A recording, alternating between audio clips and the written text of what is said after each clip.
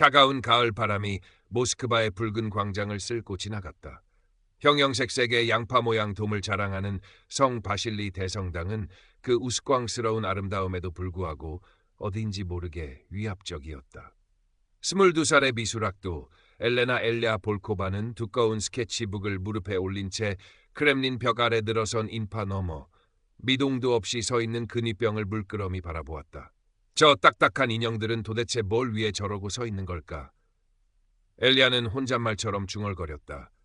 그녀의 파랗게 물들인 머리카락 몇 가닥이 바람에 날려 시야를 간지럽혔다.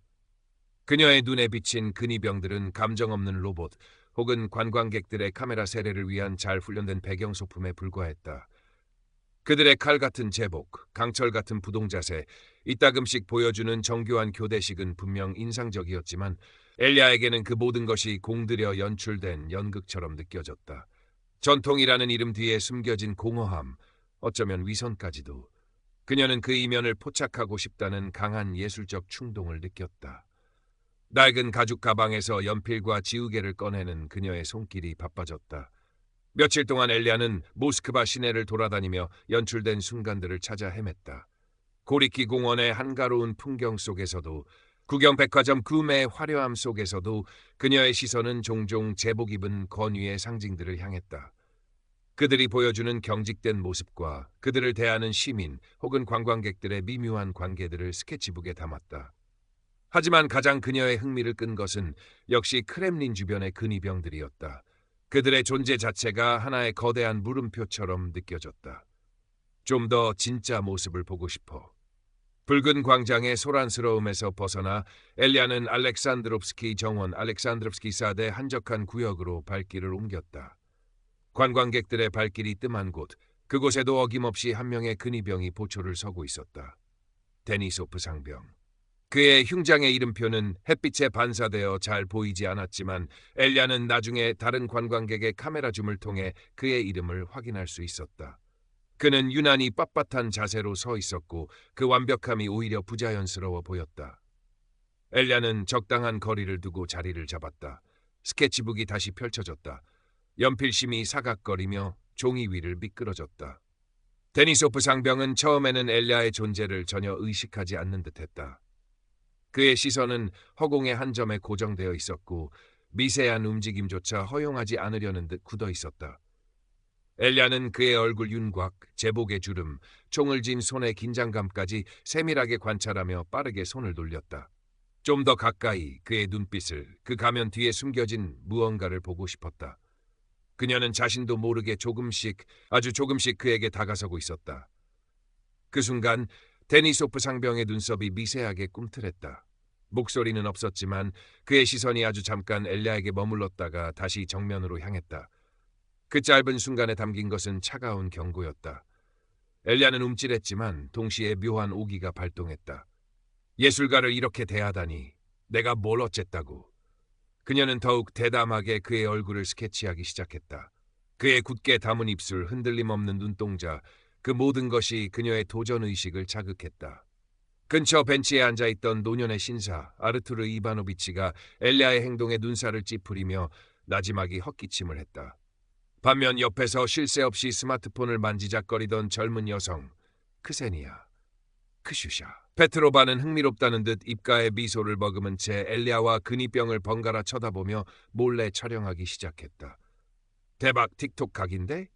크슈샤의 작은 속삭임이 바람결에 흩날렸다. 엘리아는 주변의 시선은 아랑곳하지 않았다. 그녀는 데니소프 상병이 자신 때문에 불편해하고 있다는 사실을 즐기는 듯했다. 저 제복 안에는 뭐가 들었을까? 자부심? 아니면 그냥 텅 빈 공허함? 그녀는 일부러 그가 들릴 듯 말 듯 중얼거렸다. 데니소프 상병은 여전히 부동자세를 유지했지만 엘리아는 그의 턱 근육이 미세하게 떨리고 있음을, 그의 콧구멍이 아주 살짝 벌름거리고 있음을 놓치지 않았다. 그는 동요하고 있었다. 엘리아는 확신했다. 스케치에 열중하던 엘리아가 잠시 자세를 바꾸며 옆에 놓아두었던 가방을 끌어당겼다. 그 순간 가방끈의 일부가 보초 근무구역을 표시하는 바닥의 희미한 선을 살짝 넘어갔다. 아주 사소한, 누구도 신경 쓰지 않을 법한 침범이었다. 그러나 다음 순간 데니소프 상병의 입에서 폭탄 같은 고함이 터져나왔다.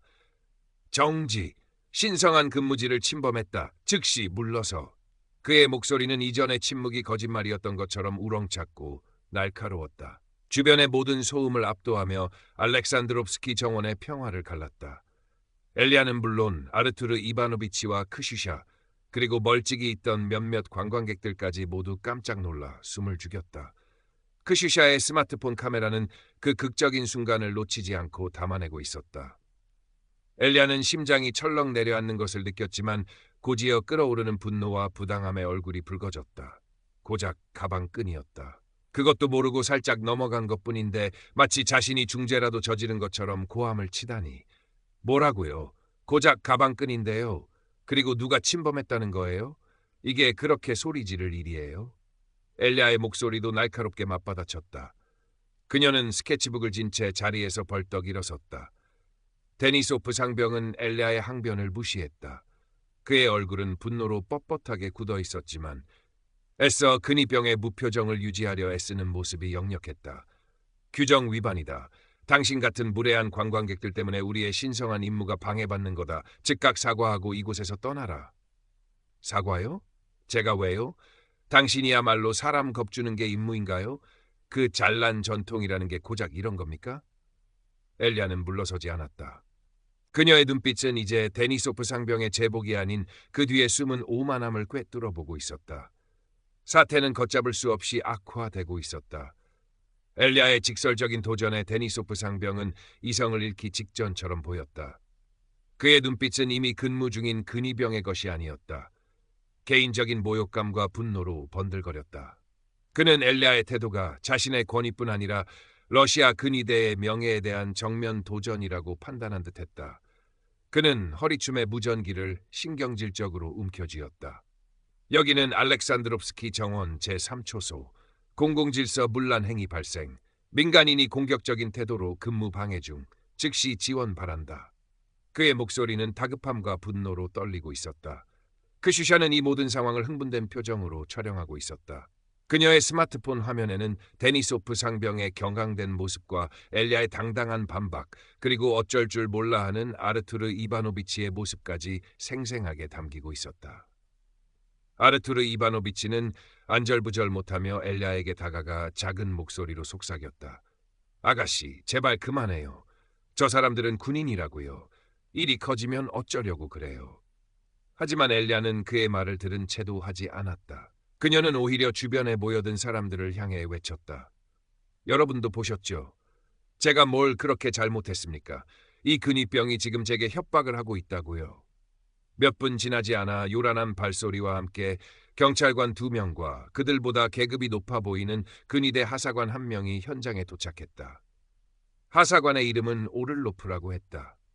그의 얼굴은 딱딱하게 굳어 있었고 상황을 파악하려는 듯 날카로운 눈빛으로 엘리야와 데니소프 상병을 번갈아 훑어보았다. 데니소프 상병은 기다렸다는 듯이 오를로프 하사관에게 다가가 과장이 잔뜩 섞인 보고를 늘어놓기 시작했다. 자신이 얼마나 모욕을 당했으며 이 여성이 얼마나 악의적으로 자신의 신성한 근무를 방해했는지에 대해 열변을 토했다. 그는 엘리야를 가리키며 마치 그녀가 국가 반역죄라도 저지른 것처럼 묘사했다. 엘리야는 기가 막혔지만 침착하려고 애썼다. 그녀는 오를로프 하사관 앞으로 한 걸음 다가가 자신의 억울함을 호소했다. 하사관님, 저는 그저 그림을 그리고 있었을 뿐입니다. 예술적 영감을 얻으려 했을 뿐 이분의 근무를 방해할 의도는 전혀 없었습니다. 그녀는 자신의 스케치북을 펼쳐 보였다. 거기에는 데니소프 상병의 모습이 여러 각도에서 그려져 있었지만 어떤 악의적인 표현도 찾아볼 수 없었다. 제 가방끈이 실수로 선을 넘은 것은 인정합니다. 하지만 그것 때문에 이렇게 모욕을 당하고 협박까지 받아야 할 이유는 없다고 생각합니다. 데니소프 상병은 처음부터 제게 불필요하게 위협적이었습니다.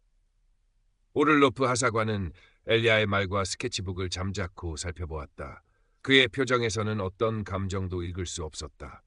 경찰관들은 데니소프 상병의 말을 받아 적으며 주변을 통제하고 있었다. 침묵이 흘렀다.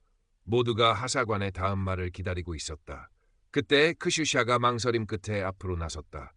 저기, 제가 영상을 찍었는데요. 그녀는 자신의 스마트폰을 내밀었다. 영상에는 데니소프 상병의 갑작스러운 고함과 엘리야의 항변, 그리고 그 전후 상황이 고스란히 담겨 있었다.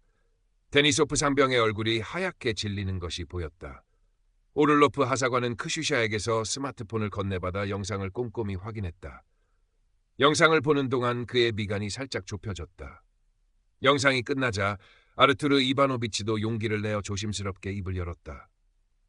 하사관님, 저 젊은 아가씨가 좀 경솔했던 건 사실이지만 저 근위병 양반도 좀 지나치게 반응한 것 같긴 합니다.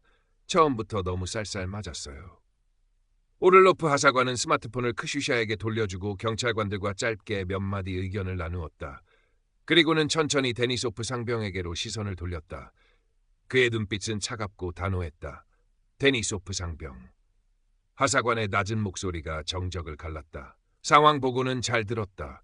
하지만 이 민간인의 주장과 제출된 영상 증거를 종합해 볼 때 자네의 대응 방식에 문제가 있었다고 판단된다. 데니소프 상병은 무언가 항변하려 했지만 하사관의 날카로운 눈빛에 입을 다물었다. 하사관은 다시 엘리야를 향해 말했다. 아가씨, 이곳은 엄격한 규율이 적용되는 장소입니다. 앞으로는 근무 중인 군인에게 방해가 될 수 있는 행동은 삼가주시길 바랍니다. 하지만 그는 잠시 말을 멈추고 다시 데니소프 상병을 쏘아보았다. 오늘 일에 대해서는 데니소프 상병의 과민 대응과 부적절한 언행이 있었음을 인정합니다. 불필요한 마찰을 일으킨 점 유감스럽게 생각합니다. 그리고는 데니소프 상병에게 단호하게 명령했다. 데니소프 상병, 즉시 근무 위치로 복귀하도록, 그리고 차후 이런 불미스러운 일이 재발하지 않도록 각별히 주의하라. 자네의 상황 대처 능력은 매우 실망스럽군. 데니소프 상병의 얼굴은 이제 하얗다 못해 파랗게 질려 있었다. 분노와 억울함, 그리고 공개적인 망신으로 인한 수치심이 뒤섞인 표정이었다. 그는 아무 말도 하지 못한 채 오를로프 하사관에게 뻣뻣하게 경례를 하고는 무거운 발걸음으로 자신의 초소로 돌아섰다. 그의 뒷모습은 방금 전까지의 위풍당당함은 온데간데 없이 초라해 보였다. 경찰관들은 상황이 정리되자 가볍게 경례를 하고 자리를 떴고 오를로프 하사관도 엘리야에게 짧게 고개를 까딱한 후 부하들을 이끌고 사라졌다. 주변에 모여있던 구경꾼들도 하나둘씩 흩어지기 시작했다. 엘리야는 뻐근한 목을 천천히 돌렸다. 완벽한 승리라고 할 수는 없었지만 부당한 권위에 맞서 자신의 목소리를 냈다는 사실, 그리고 진실이 어느 정도 밝혀졌다는 사실에 작은 위안과 함께 묘한 해방감을 느꼈다. 그녀는 스케치북을 다시 펼쳤다. 그리고 방금 전 데니소프 상병의 분노와 당혹감, 굴욕감이 뒤섞인 인간적인 표정을 빠르게 스케치북 한 구석에 추가했다. 그의 굳게 담은 입술 옆에 미세한 경련까지도 놓치지 않았다. 엘리야는 알렉산드롭스키 정원을 나와 아르바트 거리 근처의 작은 카페로 향했다. 따뜻한 차를 한 잔 시켜놓고 창가에 앉아 스케치북을 다시 펼쳤다. 늠름하고 완벽해 보이는 근위병의 모습, 그리고 그 옆 페이지에 그려진 방금 전에 소동 속에서 드러난 데니소프 상병의 일그러진 표정. 그녀는 두 그림을 번갈아 보며 생각에 잠겼다. 전통이라는 것도 규율이라는 것도 결국 사람이 만들어가는 것. 그 안에는 완벽함이라는 환상 대신 수많은 감정과 모순, 그리고 때로는 추악함까지도 존재하겠지. 그녀의 예술은 이제 딱딱한 상징, 너머의 복잡한 인간, 제복 뒤에 숨겨진 개인의 진짜 얼굴을 향하고 있었다. 데니소프 상병과의 예기치 않은 충돌은 그녀에게 불쾌한 경험이었지만 동시에 새로운 예술적 영감을 안겨준 셈이었다. 모스크바의 차가운 가을 하늘 아래 엘리야는 또 다른 진짜 모습을 발견한 예술가의 눈빛으로 스케치북에 새로운 선을 그어나가기 시작했다. 어쩌면 저 근엄한 크렘린의 벽들도 가까이 다가가 귀 기울이면 수많은 개인들의 숨겨진 이야기들을 속삭이고 있을지도 모른다는 생각을 하면서 그녀의 런던, 아니 모스크바 스케치 여행은 이제 막 새로운 장을 열고 있었다. 그녀의 눈에 비친 근위병들은 감정 없는 로봇 혹은 관광객들의 카메라 세례를 위한 잘 훈련된 배경 소품에 불과했다. 그들의 칼 같은 제복, 강철 같은 부동 자세, 이따금씩 보여주는 정교한 교대식은 분명 인상적이었지만 엘리야에게는 그 모든 것이 공들여 연출된 연극처럼 느껴졌다. 전통이라는 이름 뒤에 숨겨진 공허함, 어쩌면 위선까지도. 그녀는 그 이면을 포착하고 싶다는 강한 예술적 충동을 느꼈다. 낡은 가죽 가방에서 연필과 지우개를 꺼내는 그녀의 손길이 바빠졌다. 며칠 동안 엘리아는 모스크바 시내를 돌아다니며 연출된 순간들을 찾아 헤맸다. 고리키 공원의 한가로운 풍경 속에서도, 구경 백화점 구매 화려함 속에서도 그녀의 시선은 종종 제복 입은 권위의 상징들을 향했다. 그들이 보여주는 경직된 모습과 그들을 대하는 시민 혹은 관광객들의 미묘한 관계들을 스케치북에 담았다. 하지만 가장 그녀의 흥미를 끈 것은 역시 크렘린 주변의 근위병들이었다. 그들의 존재 자체가 하나의 거대한 물음표처럼 느껴졌다. 좀 더 진짜 모습을 보고 싶어. 붉은 광장의 소란스러움에서 벗어나 엘리아는 알렉산드롭스키 정원읍스키 살의 한적한 구역으로 발길을 옮겼다. 관광객들의 발길이 뜸한 곳, 그곳에도 어김없이 한 명의 근위병이 보초를 서고 있었다. 데니소프 상병. 그의 흉장의 이름표는 햇빛에 반사되어 잘 보이지 않았지만 엘리아는 나중에 다른 관광객의 카메라 줌을 통해 그의 이름을 확인할 수 있었다. 그는 유난히 빳빳한 자세로 서 있었고 그 완벽함이 오히려 부자연스러워 보였다. 엘리아는 적당한 거리를 두고 자리를 잡았다. 스케치북이 다시 펼쳐졌다. 연필심이 사각거리며 종이 위를 미끄러졌다. 데니소프 상병은 처음에는 엘리아의 존재를 전혀 의식하지 않는 듯했다. 그의 시선은 허공의 한 점에 고정되어 있었고 미세한 움직임조차 허용하지 않으려는 듯 굳어 있었다. 엘리아는 그의 얼굴 윤곽, 제복의 주름, 총을 쥔 손의 긴장감까지 세밀하게 관찰하며 빠르게 손을 돌렸다. 좀 더 가까이 그의 눈빛을, 그 가면 뒤에 숨겨진 무언가를 보고 싶었다. 그녀는 자신도 모르게 조금씩, 아주 조금씩 그에게 다가서고 있었다. 그 순간 데니소프 상병의 눈썹이 미세하게 꿈틀했다. 목소리는 없었지만 그의 시선이 아주 잠깐 엘리아에게 머물렀다가 다시 정면으로 향했다. 그 짧은 순간에 담긴 것은 차가운 경고였다. 엘리아는 움찔했지만 동시에 묘한 오기가 발동했다. 예술가를 이렇게 대하다니, 내가 뭘 어쨌다고. 그녀는 더욱 대담하게 그의 얼굴을 스케치하기 시작했다. 그의 굳게 담은 입술, 흔들림 없는 눈동자, 그 모든 것이 그녀의 도전의식을 자극했다. 근처 벤치에 앉아있던 노년의 신사 아르투르 이바노비치가 엘리아의 행동에 눈살을 찌푸리며 나지막이 헛기침을 했다. 반면 옆에서 쉴 새 없이 스마트폰을 만지작거리던 젊은 여성 크세니아 크슈샤 페트로바는 흥미롭다는 듯 입가에 미소를 머금은 채 엘리아와 근위병을 번갈아 쳐다보며 몰래 촬영하기 시작했다. 대박, 틱톡 각인데? 크슈샤의 작은 속삭임이 바람결에 흩날렸다. 엘리아는 주변의 시선은 아랑곳하지 않았다. 그녀는 데니소프 상병이 자신 때문에 불편해하고 있다는 사실을 즐기는 듯했다. 저 제복 안에는 뭐가 들었을까? 자부심? 아니면 그냥 텅 빈 공허함? 그녀는 일부러 그가 들릴 듯 말 듯 중얼거렸다. 데니소프 상병은 여전히 부동 자세를 유지했지만 엘리아는 그의 턱 근육이 미세하게 떨리고 있음을, 그의 콧구멍이 아주 살짝 벌름거리고 있음을 놓치지 않았다. 그는 동요하고 있었다. 엘리아는 확신했다. 스케치에 열중하던 엘리아가 잠시 자세를 바꾸며 옆에 놓아두었던 가방을 끌어당겼다. 그 순간 가방끈의 일부가 보초 근무 구역을 표시하는 바닥의 희미한 선을 살짝 넘어갔다. 아주 사소한, 누구도 신경 쓰지 않을 법한 침범이었다. 그러나 다음 순간 데니소프 상병의 입에서 폭탄 같은 고함이 터져 나왔다. 정지, 신성한 근무지를 침범했다. 즉시 물러서. 그의 목소리는 이전의 침묵이 거짓말이었던 것처럼 우렁찼고 날카로웠다. 주변의 모든 소음을 압도하며 알렉산드롭스키 정원의 평화를 갈랐다. 엘리아는 물론 아르투르 이바노비치와 크슈샤, 그리고 멀찍이 있던 몇몇 관광객들까지 모두 깜짝 놀라 숨을 죽였다. 크슈샤의 스마트폰 카메라는 그 극적인 순간을 놓치지 않고 담아내고 있었다. 엘리아는 심장이 철렁 내려앉는 것을 느꼈지만 곧이어 끓어오르는 분노와 부당함에 얼굴이 붉어졌다. 고작 가방끈이었다. 그것도 모르고 살짝 넘어간 것뿐인데 마치 자신이 중죄라도 저지른 것처럼 고함을 치다니. 뭐라고요? 고작 가방끈인데요. 그리고 누가 침범했다는 거예요? 이게 그렇게 소리 지를 일이에요? 엘리아의 목소리도 날카롭게 맞받아쳤다.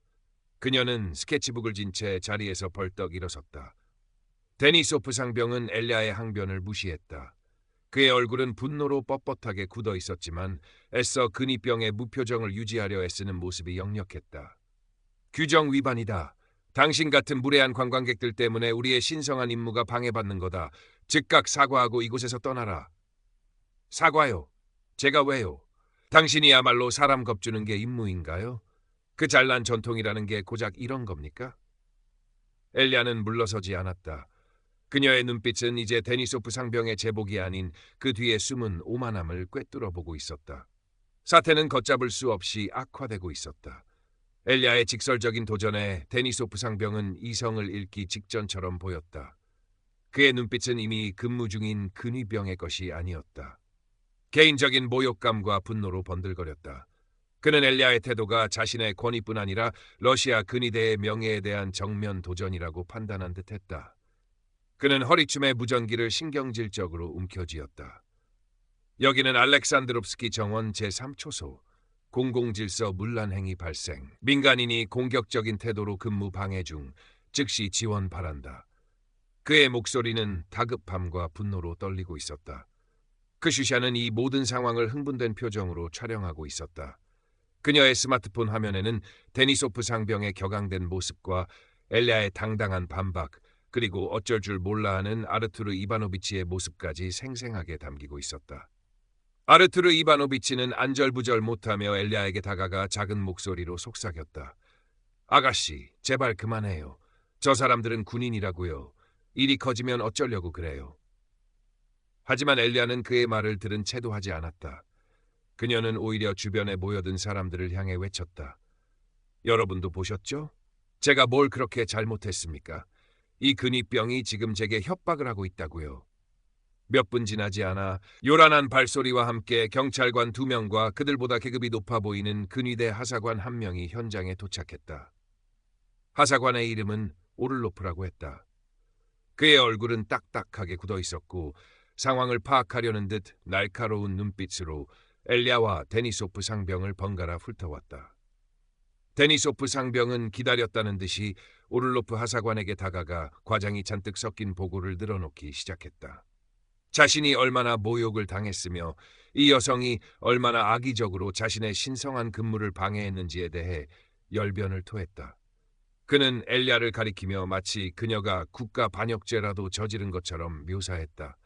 엘리야는 기가 막혔지만 침착하려고 애썼다. 그녀는 오를로프 하사관 앞으로 한 걸음 다가가 자신의 억울함을 호소했다. 하사관님, 저는 그저 그림을 그리고 있었을 뿐입니다. 예술적 영감을 얻으려 했을 뿐 이분의 근무를 방해할 의도는 전혀 없었습니다. 그녀는 자신의 스케치북을 펼쳐 보였다. 거기에는 데니소프 상병의 모습이 여러 각도에서 그려져 있었지만 어떤 악의적인 표현도 찾아볼 수 없었다. 제 가방끈이 실수로 선을 넘은 것은 인정합니다. 하지만 그것 때문에 이렇게 모욕을 당하고 협박까지 받아야 할 이유는 없다고 생각합니다. 데니소프 상병은 처음부터 제게 불필요하게 위협적이었습니다. 오를로프 하사관은 엘리야의 말과 스케치북을 잠자코 살펴보았다. 그의 표정에선 어떤 감정도 읽을 수 없었다. 경찰관들은 데니소프 상병의 말을 받아 적으며 주변을 통제하고 있었다. 침묵이 흘렀다. 모두가 하사관의 다음 말을 기다리고 있었다. 그때 크슈샤가 망설임 끝에 앞으로 나섰다. 저기, 제가 영상을 찍었는데요. 그녀는 자신의 스마트폰을 내밀었다. 영상에는 데니소프 상병의 갑작스러운 고함과 엘리야의 항변, 그리고 그 전후 상황이 고스란히 담겨 있었다. 데니소프 상병의 얼굴이 하얗게 질리는 것이 보였다. 오를로프 하사관은 크슈샤에게서 스마트폰을 건네받아 영상을 꼼꼼히 확인했다. 영상을 보는 동안 그의 미간이 살짝 좁혀졌다. 영상이 끝나자 아르투르 이바노비치도 용기를 내어 조심스럽게 입을 열었다. 하사관님, 저 젊은 아가씨가 좀 경솔했던 건 사실이지만 저 근위병 양반도 좀 지나치게 반응한 것 같긴 합니다. 처음부터 너무 쌀쌀맞았어요. 오를로프 하사관은 스마트폰을 크슈샤에게 돌려주고 경찰관들과 짧게 몇 마디 의견을 나누었다. 그리고는 천천히 데니소프 상병에게로 시선을 돌렸다. 그의 눈빛은 차갑고 단호했다. 데니소프 상병. 하사관의 낮은 목소리가 정적을 갈랐다. 상황 보고는 잘 들었다. 하지만 이 민간인의 주장과 제출된 영상 증거를 종합해 볼 때 자네의 대응 방식에 문제가 있었다고 판단된다. 데니소프 상병은 무언가 항변하려 했지만 하사관의 날카로운 눈빛에 입을 다물었다. 하사관은 다시 엘리야를 향해 말했다. 아가씨, 이곳은 엄격한 규율이 적용되는 장소입니다. 앞으로는 근무 중인 군인에게 방해가 될 수 있는 행동은 삼가 주시길 바랍니다. 하지만 그는 잠시 말을 멈추고 다시 데니소프 상병을 쏘아보았다. 오늘 일에 대해서는 데니소프 상병의 과민 대응과 부적절한 언행이 있었음을 인정합니다. 불필요한 마찰을 일으킨 점 유감스럽게 생각합니다. 그리고는 데니소프 상병에게 단호하게 명령했다. 데니소프 상병, 즉시 근무 위치로 복귀하도록, 그리고 차후 이런 불미스러운 일이 재발하지 않도록 각별히 주의하라. 자네의 상황 대처 능력은 매우 실망스럽군. 데니소프 상병의 얼굴은 이제 하얗다 못해 파랗게 질려 있었다. 분노와 억울함, 그리고 공개적인 망신으로 인한 수치심이 뒤섞인 표정이었다. 그는 아무 말도 하지 못한 채 오를로프 하사관에게 뻣뻣하게 경례를 하고는 무거운 발걸음으로 자신의 초소로 돌아섰다. 그의 뒷모습은 방금 전까지의 위풍당당함은 온데간데 없이 초라해